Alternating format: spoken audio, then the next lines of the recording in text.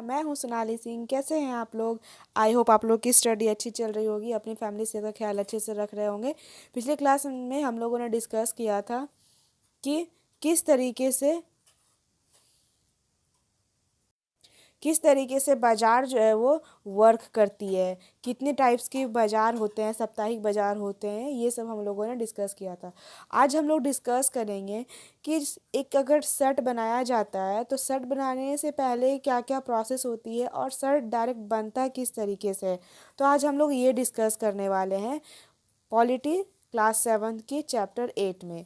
ठीक है तो फ्रेंड्स, तो यहाँ पे आप देख रहे होंगे एक शर्ट बनाया गया है जिसमें कि बाजार में एक कमीज इसके चैप्टर की जो है वो नाम है।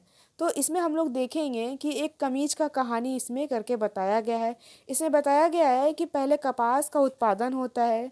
कमीज बनने से पहले क्या होता है उत्पादन? तो पहले सबसे पहले कपास उत्पादन होता है और उसके बाद में कमीज बिकने पर ख़त्म होता है। शुरुआत होती है कपास उगने से। ठीक है फ्रेंड्स, पहले कपास उगती है, उसके बाद जाके बहुत सारे प्रोसेस से गुजरती है वो कपास, रुई जो है बहुत सारे प्रोसेस से गुजरती है। उसके बाद जा कर के एक प्रॉपर रूप में शर्ट तैयार होता है।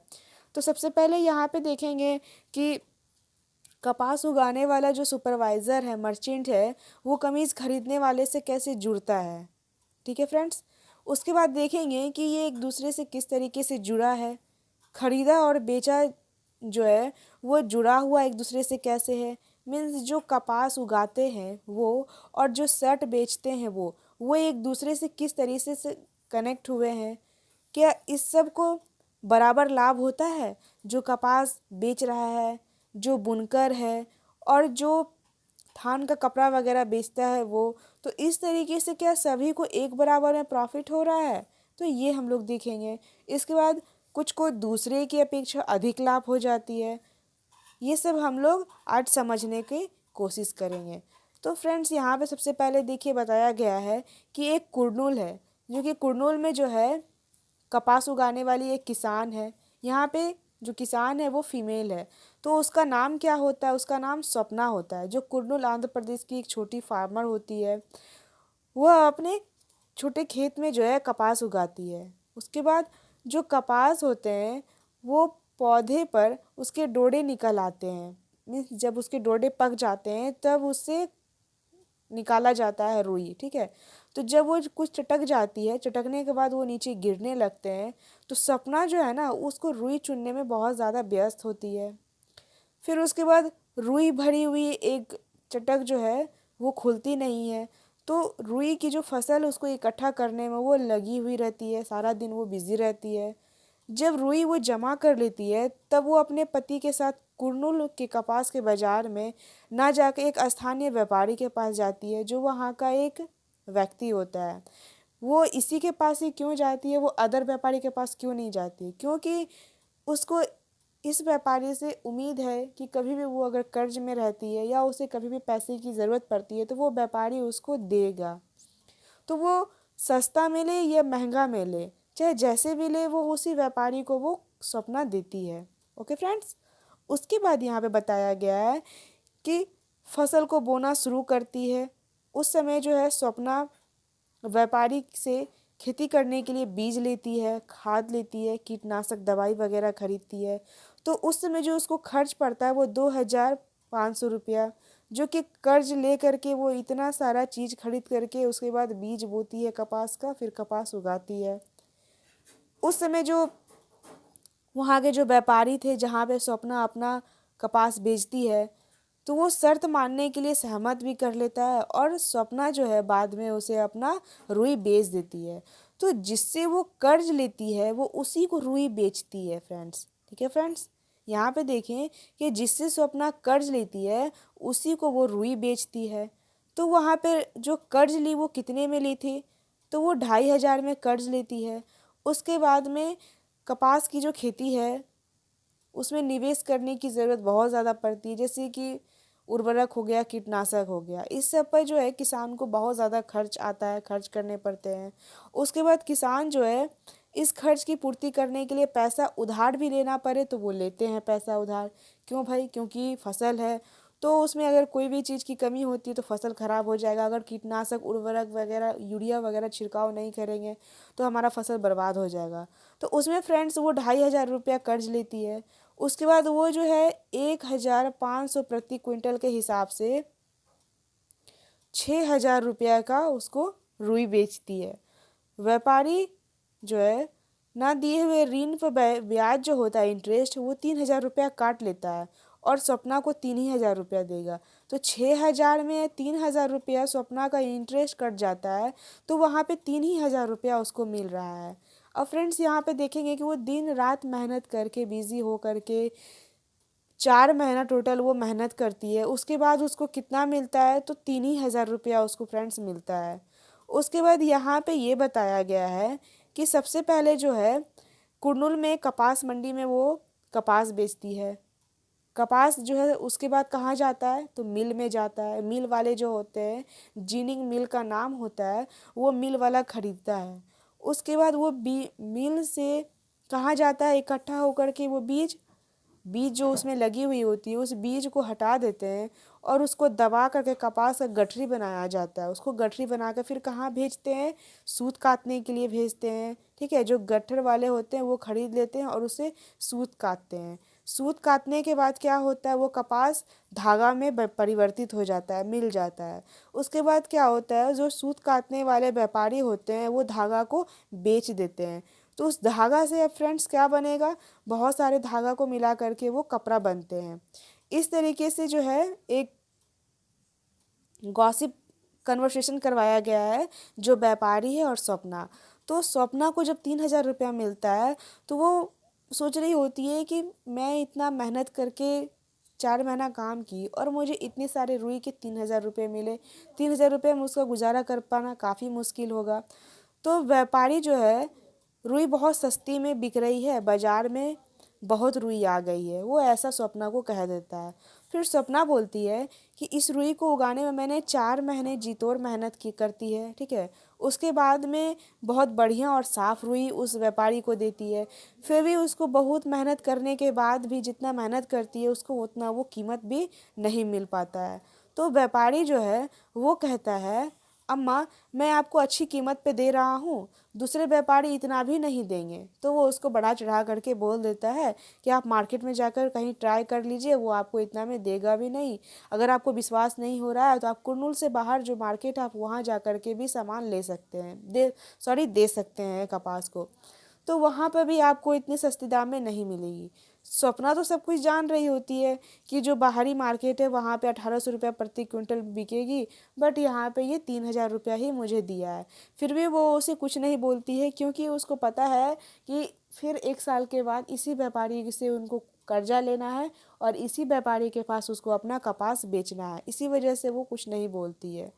फिर उसके बाद फ्रेंड्स यहाँ पे बहुत बार रुई जो है फसल में इतना आमदनी हो पाएगा कि कुछ महीने का गुजारा चल सकेगा, वो ऐसी उम्मीद में रहती है। फिर उसके बाद स्वप्ना जो है वो इसी बात को यहाँ बताया गया है कि 1800 रुपये क्विंटल में वो बिकेगी। तब आगे वो क्या करती है, आर्ग्यूमेंट्स नहीं करती है। व्यापारी जो होते हैं इस तरीके से फ्रेंड्स वहाँ पे देखेंगे कि वो गांव का बहुत ज़्यादा पावरफुल इंसान होता है और जितने भी उस गांव के लोग होते हैं वो उसी आदमी पे डिपेंड होता है, क्योंकि जितने भी किसान हैं वो उसी आदमी से वो कर्ज लेगा और वो कर्ज लेने के बाद जो भी कपास उगाई जाती है वो उसी इंसान के पास बेचेगा। इसीलिए वो उससे ज़्यादा बहस नहीं करती, आर्गुमेंट नहीं करती है और वो उसे दे करके फिर अपने घर चली आती है। तो उसे 3000 रुपया में जो है उसको निर्भर रहना पड़ता है। ठीक है, तो न केवल खेती के लिए सभी चीज़ों के लिए उसको उसी पैसे में चलाना पड़ता है। जैसे कि आपको यहाँ पे बताया गया है कि जो बच्चे की बीमारी हो गई, ठीक है, बच्चों का स्कूल का जो खर्च हो गया, फीस हो गई, ये सब कहाँ से एक वर्ष में समय के लिए आता है, तो वो उसी कपास से आता है। उसके बाद जब किसान कोई भी काम नहीं मिलता है तो उसको कोई भी आमदनी नहीं होती, इनकम नहीं होता है। फिर उसके बाद उस समय में केवल उसको ऋण पे ही जीवित रहना पड़ता है। जब उसको कहीं से कोई आमदनी नहीं आएगा तो वो क्या होगा, उसी इन ऋण पे उनको लेना पड़ेगा। तो वो उसी इंसान से ऋण लेता है जो गांव का सबसे पावरफुल इंसान होता है। ओके फ्रेंड्स, उसके बाद यहाँ पे देखेंगे कि कपास की पैदावार करके भी स्वप्ना जो है उसकी आय बहुत थोड़ी सी ही ज़्यादा होती है। ओके, उसके बाद वो मजदूरी करके भी कमा लेती है थोड़ा सा। फिर यहाँ पे देखेंगे कि एक इरोड है, इरोड का कपड़ा बाज़ार है जो कि तमिलनाडु में सप्ताह में 2 बार लगने वाला इरोड बाज़ार है। यहाँ पे बहुत ज़्यादा विशाल बाज़ार होता है। सभी बाज़ारों में से सबसे बड़ा बाज़ार इरोड का है जो तमिलनाडु में है। इस प्रकार देखेंगे कि कई प्रकार से जो कपड़ा बेचा जाता है वो आसपास के गांव का जो बुनकर द्वारा बनाया गया कपड़ा इसी मार्केट में बिकता है। फिर उसके बाद मीन्स जो कपास वाले थे उनसे वो कपास आदमी ले लेता है। अब वो आदमी क्या करता है, तो जहाँ पे बुनकर वगैरह होते हैं उसको जाके वो कपास दे देता है। दूसरा स्टेप बताया गया है। अब वो बुनकर क्या करेगा, सूत काटने वाला को देगा फ्रेंड्स। उसके बाद सूत काटने वाला क्या करेगा, उससे धागा बनाएगा और धागा बन के कहाँ जाएगा, तो उससे फिर कपड़ा बनाया जाएगा। फिर उसके बाद में यहाँ पे उसी बात को बता दिया गया है। जो इस कपड़े को खरीदते हैं उसके बाद जो दक्षिण भारत के शहर में अन्य व्यापारी भी इस बाज़ार में कपड़ा खरीदने आते हैं। तो बहुत सारे जो व्यापारी बिजनेसमैन होते हैं वो इसी मार्केट में आते हैं और यहाँ से कपड़ा लेके जाते हैं। तो यहाँ पे इंडिया में तो कपड़ा बन ही रहा है, इंडिया से भी और बहुत सारे कपड़े जो है वो बाहर आयात निर्यात किए जाते हैं। बाज़ार के दिन में वो सब बुनकर मिलेंगे जो व्यापारी के ऑर्डर पर अनुसार कपड़ा बनाते हैं। तो जितना ऑर्डर मिलता है उतना ही वो व्यापारी कपड़ा बनाते हैं। उसके बाद ये व्यापारी जो है देश विदेश में वस्त्र का निर्माता और निर्यातक के रूप में उनके ऑर्डर के अनुसार काम करवाते हैं। अब फ्रेंड्स यहाँ पे जैसे आप समझ सकते हैं कि कोई शादी का सीज़न है, तो जितना किसी को ऑर्डर दिया जाएगा वो उतना ही साड़ी उसको ऑर्डर पे बना के देगा। अब जैसे कि मान लीजिए पहले, अब ना रेडीमेड मॉल में सारे कपड़े आने लगे हैं। पहले तो ऐसा था कि गारमेंट्स में वहाँ पे रेडीमेड कपड़े नहीं मिलते थे। जैसे कि पैंट हो गया, शर्ट हो गया, तो ये सब का पहले कपड़ा आता था जिसको कि थान कहा जाता था। तो एक तरीके से ये एक मर्चेंट मीन्स थान हुआ करता था और वहाँ से लोग कपड़ा लेते थे और दर्जी के पास जाते थे। तो वो दर्जी जो है वो नाप लेकर के कपड़े को सीता था। तो इस तरीके से कपड़ा जो है जितना ऑर्डर होता है वो उतना ही कपड़ा वहाँ पे बनाता था। फिर उसके बाद वो कपड़ा जो है उपलब्ध करा देता था। उसके बाद में जो सूत खरीदने वाला और बुनकर जो होता था उसको वो जाके निर्देश देता था कि हमको इतना बुनकर जो है उसको कपड़ा चाहिए होता है। इस प्रकार से जो है हमारा कपड़ा रेडी होकर तैयार होता है। अब यहाँ पे फ्रेंड्स कुछ एग्जाम्पल देखेंगे। देखिए यहाँ पे कुछ गांव के लोग हैं जो कि विकर्स हैं, ठीक है, मर्चेंट का काम करते हैं। उसके बाद यहाँ पे कपड़े वगैरह जो है बेचते हैं। फिर उसके बाद में यहाँ पे वो पूरा फिनिशिंग बना के दिखाया जा रहा है। तो यहाँ पे देखेंगे कि जो पिक्चर 1 है उसमें बताया गया है कि एक व्यापारी का दुकान है जो कि बहुत सालों से व्यापारी ने देश विदेश भर में कपड़े निर्माता से संपर्क स्थापित कर लिए हैं, ठीक है। उसके बाद यहीं पे जितने भी लोगों को कपड़ा चाहिए होता है वो यहाँ पे आके ऑर्डर देते हैं और लोग जो है ऑर्डर जो देते हैं उसी के अनुसार ये कपड़ा बनाता है और लाता है फिर बेचता है। फिर उसके बाद में दूसरा जो पिक्चर यहाँ पे बताया गया है कि जो कपड़ा बुनने वाले जो बुनकर होते हैं वो आसपास के गांव में ही रहते हैं। तो जिस गांव में बुनकर रहते हैं वो ज़्यादा दूर वहाँ पे फैक्ट्री नहीं होता, उसके आसपास ही होते हैं। तो यहाँ पे इसी करघे में रखने के लिए जो उनको है घर के आसपास ही व्यवस्था रखनी होती है। उसके बाद फ्रेंड्स यहाँ पे जो भी बुनकर होते हैं वो पावर लूम में जो बिजली से चलाया जाता है करघा उस पे वो काम करते हैं। तो जितने भी वो गांव के फैमिली होते हैं, चाहे मम्मी हो, उसके पापा हो, दादा दादी, फैमिली जितने भी होते हैं, सब परिवार मिल करके उस पावर लूम में काम करते हैं दिन दिन भर, रात भर, मतलब पूरे स्ट्रॉन्ग से वो मेहनत करते हैं। उसके बाद में पूरा फैमिली वो मेहनत करता है। फिर उसके बाद में कई घंटों तक वो काम करते हैं और बुनाई की अधिकतर ऐसी यूनिट्स होती है जो 2 से 8 करघे तक होते हैं वहाँ पे लगा हुआ, जिससे वह सूत काट के कपड़ा तैयार किया जाता है। इस तरह से साड़ी हो गया, टेलिंग हो, तौलिया हो गया, सटिंग हो गया, ठीक है। जो भी फीमेल के कपड़े होते हैं वो चादर ये सब करघे में बनाया जाता है। और फ्रेंड्स तीसरा फिगर में ये बताया गया है कि जो बुनकर के द्वारा कपड़े तैयार होते हैं शहर में वो व्यापारी के पास लेके जाते हैं। तो जो तैयार हो चुका है तो वो बिजनेसमैन वालों के पास लेके जाएंगे और वहाँ पे वो उसका हिसाब रखता है और उसको कितना सूद दिया जाए और किस तरीके का कपड़े का भुगतान किया जाए वो कर देता है देख करके। तो फ्रेंड्स यहाँ पे देखेंगे कि जो कपास लिया जाता है वो कितने कम दामों में लिया गया, व्यापारी उसको कितना कम दाम में लेता है। फिर ये व्यापारी क्या करता है, जा करके बुनकर को बेचता है। तो जो बुनकर को ये बेचेगा ये काफ़ी कम दाम में बेचता है। तो इससे कम दाम में गरीब से लिया और इससे भी जो है वो यहाँ पे महंगा दाम में बेचेगा महंगा करके, ठीक है। तो इसके पास तो महंगा दाम आया, इसको जो कितना प्रॉफिट हुआ अब इसको ज़्यादा प्रॉफिट हुआ। उसके बाद में फ्रेंड्स ये क्या करेगा, जहाँ पे सूत वगैरह काटा जाता है उसको यहाँ पे वो ज़्यादा प्राइस करके देगा। तो फिर फ्रेंड्स इसको भी देखिए लाभ हो गया। अब ये जो है कपड़े बनने के लिए देगा और जो टेलर वगैरह है वो उस हिसाब से कपड़ा को सिल के देगा। तो ये शुरुआत होती है यहाँ से फ्रेंड्स, उसके बाद ये यहाँ से यहाँ तक जाता है। तो इतने सारे प्रोसेस से गुजरना पड़ता है तब जा कर के एक कपड़ा या सूट या कमीज वगैरह तैयार होता है फ्रेंड्स, ठीक है। तो उसी तरीके से यहाँ पे फिर दूसरा एग्जाम्पल लेके बताया गया है, दादन व्यवस्था बुनकर के द्वारा घर पर कपड़ा तैयार करना। तो दादन जो है एक ऐसी व्यवस्था है जो घर पे ही कपड़ा तैयार होता है। तो घर पे देखिए कपड़ा किस तरीके से तैयार होता है, कपड़ा उपलब्ध कराने के लिए जो भी ऑर्डर मिलते हैं वो उसी के आधार पर मिलता है और उसी के बेसिस पे लोगों के बीच में काम बांट दिया जाता है फ्रेंड। जैसे कि यहाँ पे 100 कमीज बनाना है तो 100 कमीज बनाने के लिए उसी अनुसार से वहाँ पे उनको कपड़े दिए जाएंगे और उसी के अनुसार वहाँ पे टेलर रखा जाएगा।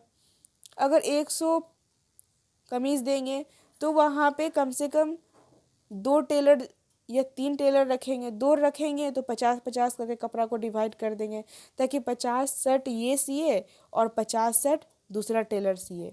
तो इस तरीके से दोनों को जो है प्रति सेट करके पैसा दिया जाता है। तो एक सेट पे अगर 25 से 30 रुपया भी दे रहे हैं, सपोज डेट मान लेते हैं, तो यहाँ पे वो 25 सेट सी रहा है तो 25 × 25 कर दीजिए फ्रेंड्स। तो एक टेलर को कितना पैसा मिला, तो देखिए फ्रेंड्स यहाँ पे जो सबसे ज़्यादा प्रॉफिट हो रहा है वो शर्ट बेचने वालों को प्रॉफिट हो रहा है और सबसे कम जो हो रहा है वो कपास बेचने वाले को। तो कपास तो वहाँ पे वो कितने कम दाम में बेचे, बहुत कम दाम में 3,000 रुपया में बेचे हैं वहाँ पे।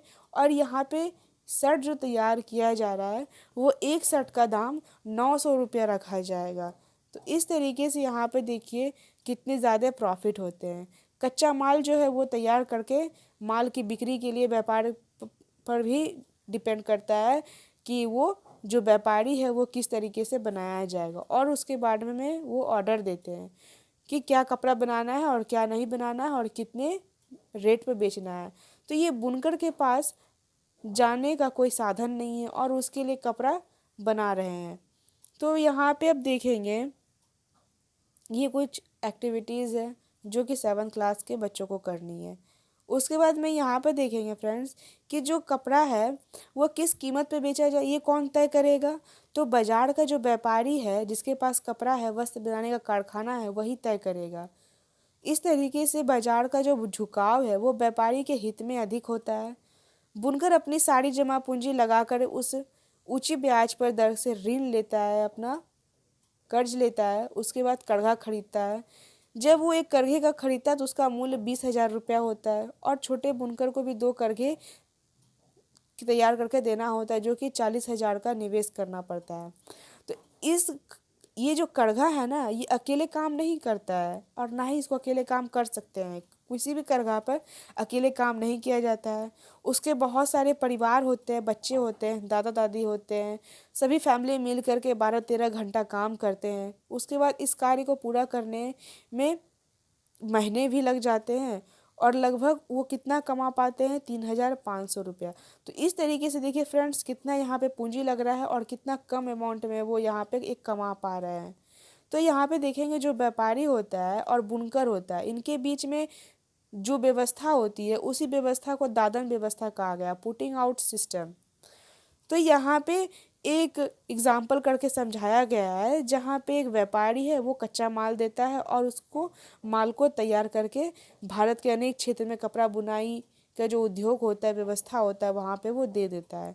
अब यहाँ पे कुछ स्टोरीज है, उस स्टोरी के माध्यम से इसको समझाया गया है कि एक दादर व्यवस्था है, ठीक है, वहाँ पे बुनकर को बहुत कम पैसे देते हैं और जो व्यापारी होता है वो उसके ऊपर निर्भर डिपेंड करता है कि वो बुनकर को कितना आमदनी बढ़ाने के लिए जो सहकारी व्यवस्था है उसको वो कितना देगा।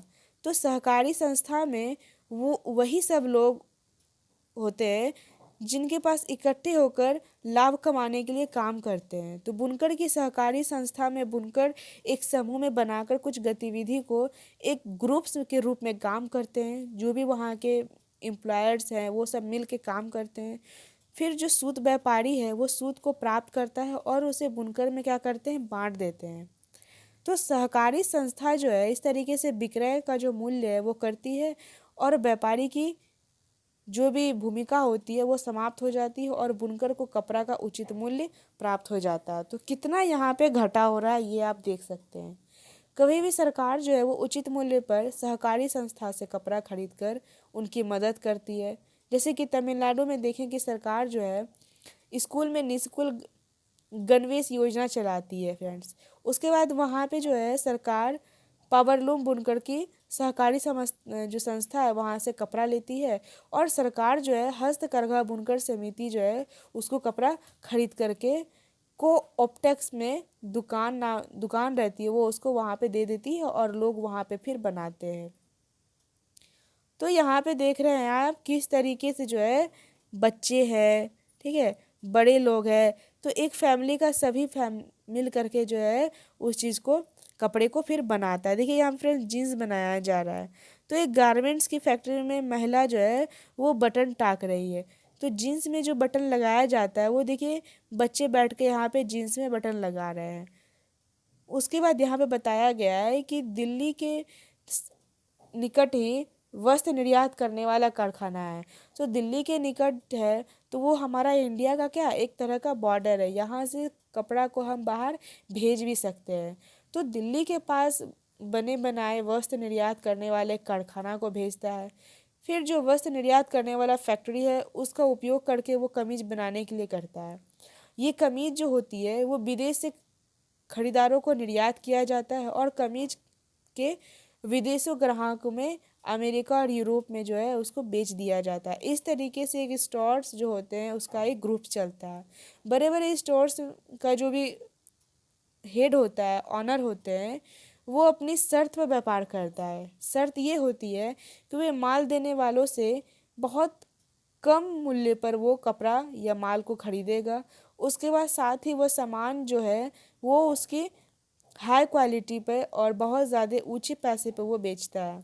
तो सामान जरा से भी दोषयुक्त होने पे जो कस्टमर होती है वो बहुत ज़्यादा सख्ती से पेश आती है। तो इसीलिए जो मालिक होता है वो थोड़ा सा चीज़ों को अच्छे से बनाता है। अब यहाँ पे देखेंगे कि किस तरीके से विदेश में खरीदार जो होते हैं वो निर्यात करते हैं वस्त्र को। तो यहाँ पे कुछ एक्टिविटीज़ है जो करनी है। यहाँ पे देखेंगे कि जो इम्पैक्ट्स गारमेंट है उसमें 17 वर्कर्स हैं।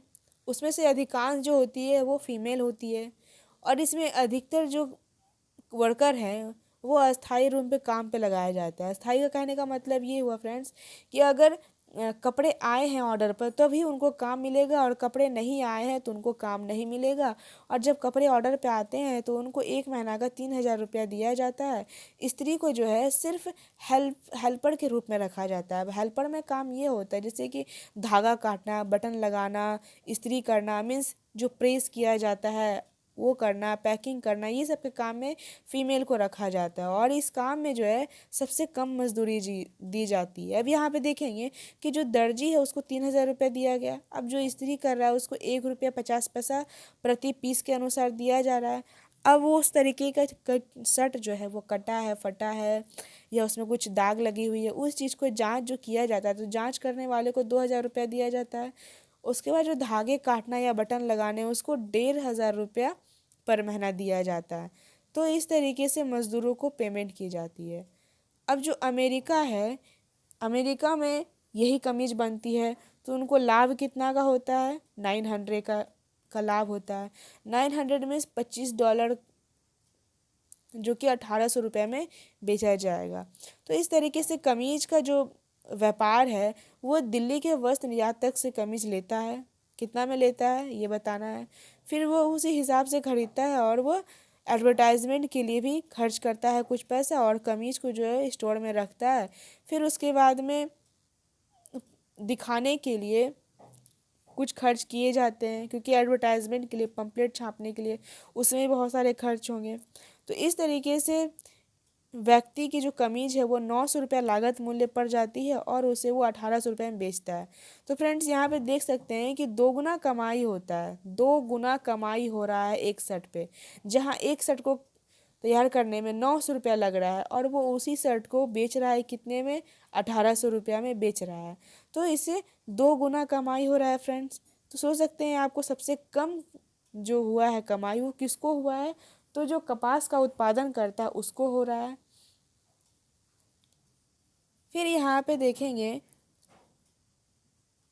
कि जो कच्चा माल था वो 100 रुपया प्रति कमीज के हिसाब से पड़ा, और जो वहाँ पे वर्कर हैं, दर्जी वगैरह जो काम कर रहे हैं ऑफिस में, उसको 25 रुपया पर कमीज पे पड़ा, और चलाने वाले जो है देखने वाले उसको 25 रुपया पर कमीज पे दर लगा। तो इस तरीके से यहाँ पे देख सकते हैं कि प्रति कमीज पे मिलने वाला लाभ जो है आपको खुद से करना होगा। और फिर ये कुछ एक्टिविटीज़ है। उसके बाद देखेंगे कि बाज़ार में लाभ कमाने वाले आखिर होते कौन हैं। तो जो बाज़ार की ग्रुप्स चलती है, तो उसमें जहाँ पे रुई उत्पादन होता है उस सुपरमार्केट खरीदार से जोड़ दिया जाता है। तो जो रुई वगैरह बेचते हैं, जो कपास बेचता है, उसको किससे जोड़ा जाता है, तो उसको जोड़ा जाता है जो सुपरमार्केट होते हैं वहाँ से। मीन्स जहाँ से ऑर्डर वगैरह आते हैं, जहाँ पे ऑर्डर दिया जाता है ताकि यहाँ से फिर शर्ट बने, तो उससे उसको कनेक्ट किया जाता है। फिर उसके बाद में उसको ख़रीदना और बेचना भी होता है। फिर उसके बाद में जो खरीदते बेचते हैं, इस तरीके से ये प्रोसेस हमेशा चलती रहती है।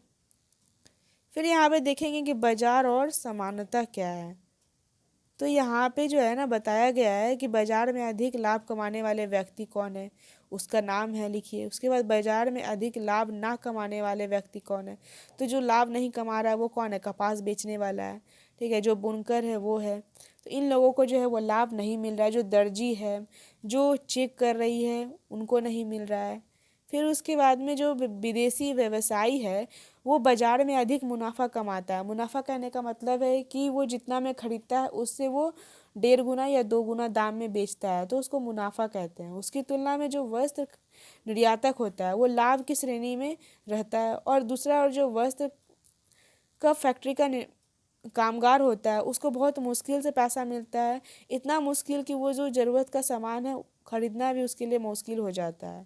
तो इस प्रकार से हम देखते हैं कि जो कपास उगाने वाला छोटा किसान है और जो इरोड का जो बुनकर है, उसकी मेहनत जितना होती है उसके अनुसार उनको पैसा बहुत कम दिया जाता है। और जो व्यवसाय है, जो बिजनेसमैन है, जो व्यापारी है, उसको बहुत ज़्यादा प्रॉफिट होता है।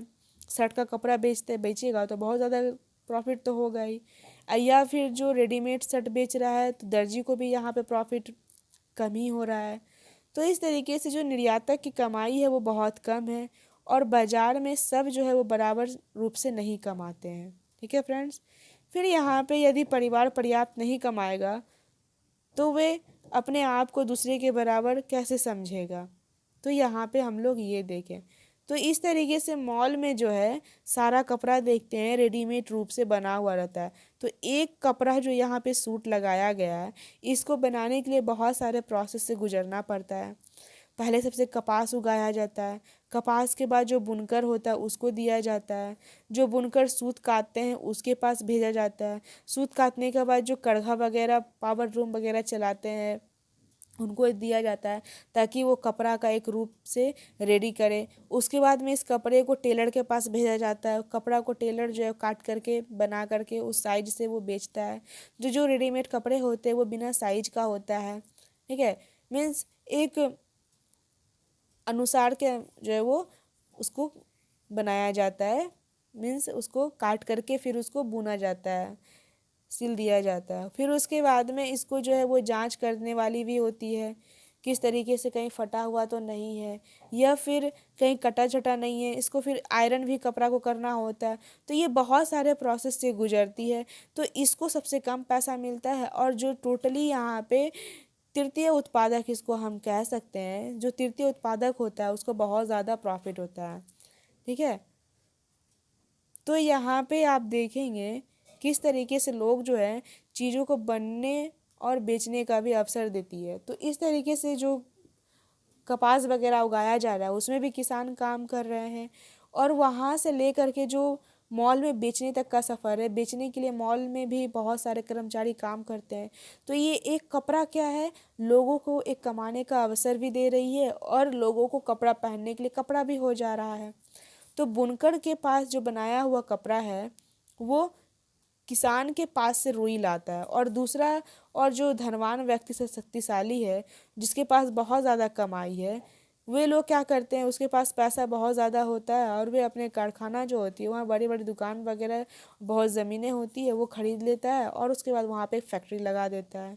गरीब जिनको अनेक चीज़ों के लिए धन के शक्तिशाली लोग जो होते हैं उनके ऊपर वे निर्भर रहना पड़ता है, जो गरीब होते हैं, क्योंकि गरीब को जब वो उसके पास पैसा नहीं होता है तो वो यूरिया वगैरह खरीदने के लिए किसी दूसरे पे डिपेंड रहना पड़ता है। तो वो दूसरे से पैसा लेते हैं और फिर बाद में उन्हीं के हाथों में उनको फसल भी बेचना होता है। तो छोटे किसान जो है वो स्वप्ना जैसे केस में आप देख लिए कि स्वप्ना किस तरीके से कम रेट में कपास बेचती है। और उसके बाद यहाँ पे देख सकते हैं कि दादन व्यवस्था जो है वो कपास से लेकर के पूरे फिनिशिंग होने तक के कपड़े के बीच को प्रोसेस को दादन व्यवस्था कहा जाता है।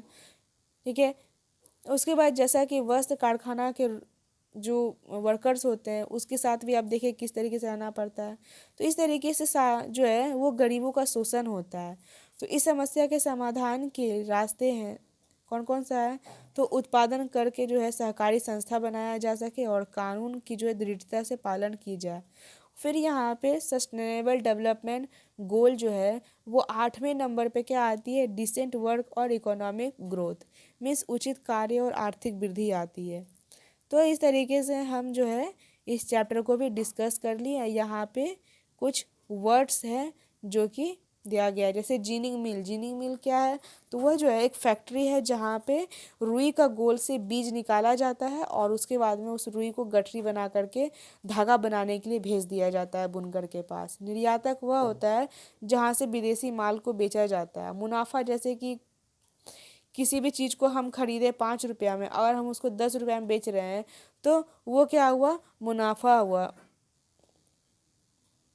सॉरी, जैसे कि किसी चीज़ को 5 रुपया में खरीदे हैं और उसके बाद बहुत सारे खर्च को घटा देने के बाद जो बचने वाला खर्च होता है ना, उस खर्च से ज़्यादा जो होती है उसको घटा कहा जाता है, तो उसी को मुनाफा कहते हैं। मीन्स कोई भी चीज़ को अगर 5 रुपया में खरीदे हैं और उसको 2 रुपया में या 3 रुपया में बेच रहे हैं तो उसको मुनाफा कहेंगे फ्रेंड्स।